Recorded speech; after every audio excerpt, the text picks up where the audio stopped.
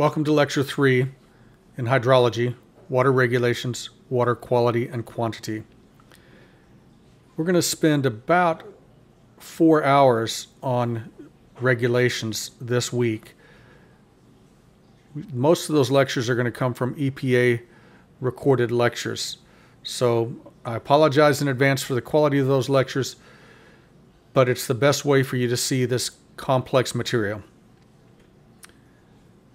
Water quality in the United States is regulated under the Federal Water Pollution Control Act, often called the Clean Water Act. It was first enacted in 1972 and has been amended up to and recently in 2002. The reference is U.S. Code 33 U.S. Code subsection 1251 et sequia, 1972. That's the legal reference to the Federal Water Pollution Control Act. Like all federal regulations, the Act has a number of sections, including the very first section, which is defining the objective. It's important to understand the objective of the Act if you understand what elements the Act contains. So the objective of this Act, this is directly from the regulation, is to restore and maintain the chemical, physical, and biological integrity of the nation's waters. Chemical, physical, and biological integrity. Those three are critical concepts that reverberate through all implementations and subordinate regulations from this Act. In order to achieve this objective, it is hereby declared that, consistent with the provisions of the Act, and by the way, these were mostly in a 1978 revision, the provisions of the Act, it is the national goal of this that the discharge of pollutants into navigable waters be eliminated by 1985. That was a national goal from 72 to 78, 84. That hasn't been updated yet. It's just a failed goal. It is the national goal that, wherever attainable, an interim goal of water quality which provides for the protection and propagation of fish, shellfish, and wildlife be provided for recreation in and on the water be achieved by July 1st, 1983. So our recent ancestors in 1972 were saying that in 13 years, or in 11 years, we wanted to have all waters of the United States fishable and swimmable. And in 13 years, we wanted to have no more pollution being discharged into the waters. Those are very aspirational goals. But boy, they're pretty naive too, as obviously evidenced by the lack of compliance. It is the national policy that the discharge of toxic pollutants in toxic amounts be prohibited. This is the no toxics in toxic amounts rule. It is the national policy that federal financial assistance be provided to construct publicly owned treatment works, POTWs. It is the national policy that area-wide treatment and management planning processes be developed and implemented to assure adequate control of sources of pollutants in each state. 4 and 5 are typically referred to as the Engineering Employment Acts. It is the national policy that a major research and demonstration effort be made to develop technology necessary to eliminate the discharge of pollutants into the navigable waters, waters of the contiguous zone, and the ocean. And it is the national policy that programs for the control of non-point sources of pollution be developed and implemented in an expeditious manner so as to enable the goals of this Act to be met through the control of both point and non-point source pollutions. I'm sure at this point you know the difference between those two. Point source comes out of a pipe. Non-point source is a non-discrete source of pollution to the water, typically runoff. As hydrologists, we deal with both point and non-point source pollution since we're often making channels and pipes. There are quite a few sections in the Act. In the Clean Water Act, Section 400s are really the laws that establish the regulations. So Section 404 establishes a program to regulate discharge of dredged material, fill material in the waters of the United States. We typically call this the stream channel laws. This is where you can't modify a stream channel without a permit, and those are called 404 permits. Army Corps of Engineers implements those. You have access to the overview, here this PDF, with the explicit text. So please take a look at those. Those are required reading. Section 403 is ocean discharge criteria. Not necessarily required reading because, frankly, unless you're on the coast, and some of you may be actually right now taking this course, and you may be working in coastal cities, but in Arkansas we don't deal with this much, so that section is available for you to review. Section 402, critically important for all of us, the National Pollutant Discharge Elimination System, NPDES permit section. This is your lectures that you're going to review by video. We'll cover this extensively. You can see the text of this section there. And finally, Section 401, state certification of water quality, and especially certification of wetlands as provided. Critical for hydrologists. Texts are available for you to read. I'll go over some of these little high points a little briefly, because again, this will be covered in the extensive EPA webinars you're going to be required to watch. Section 404B1 guidelines are regulations established by EPA that constitute substantive environmental criteria in evaluating any activities under the 404 Clean Water Act. So these are 404B permit criteria. The compensatory mitigation rule is relatively new, about 12 years old. In March 31st, 2008, EPA and Army Corps of Engineers issued revised regulations governing compensatory mitigation for authorized impacts of wetland streams and other waters of the U.S. These regulations are designed to improve the effectiveness of compensatory mitigation.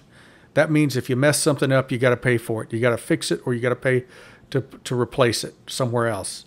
That means if you're going to build something somewhere that's going to affect a wetland or a stream, you have to first have a permit that demonstrates that you're going to, for every hectare of wetland you disturbed, you're going to repair another hectare or two, depending on the compensatory scale.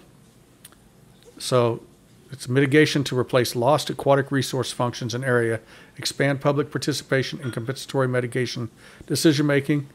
That means people have a say, and increase the efficiency and predictability of project review processes. And so you see the final Federal Register notice of final rule here. The Federal Register is the daily publication from the federal government where all rules, regs, and notices are published. It's available free online. Further 404B1 guidelines for fill material. If you're digging stuff up and you're putting it somewhere else, Federal Register published a final core reconciling previous differing Clean Water Act Section 404 regs that define fill material and amend their definition of discharge of fill material. Discharge of fill material is when you're dredging a river and you're dumping so that you have navigable channels in the middle, and you're dumping all that material you're dredging off to the side into the river or into the ocean. That's a discharge. Permit regulations established by the Corps of Engineers for 404 are also defined here. So you can see the regs, 33 CFR Code of Federal Regulations, subsections 320 to 332. Then program definitions and permit exemptions are also provided basically under the Section 404F of the Clean Water Act.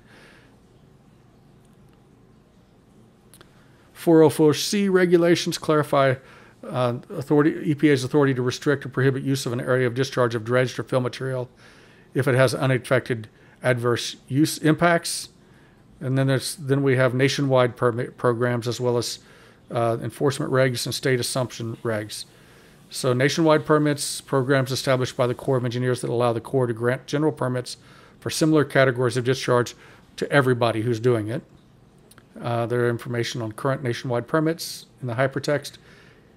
Army Corps also has the reissuing of existing nationwide permits on an automatic basis under enforcement regs. Finally, state assumption regulations allow states to assume some of the authorities in some of these criteria. And you can see I have the citation to the 404 sections at the bottom as well. Now, let's get to our lectures. Required viewing. These count for just under half of your lectures for the entire week because they're each 2 hours. That's 4 hours of viewing.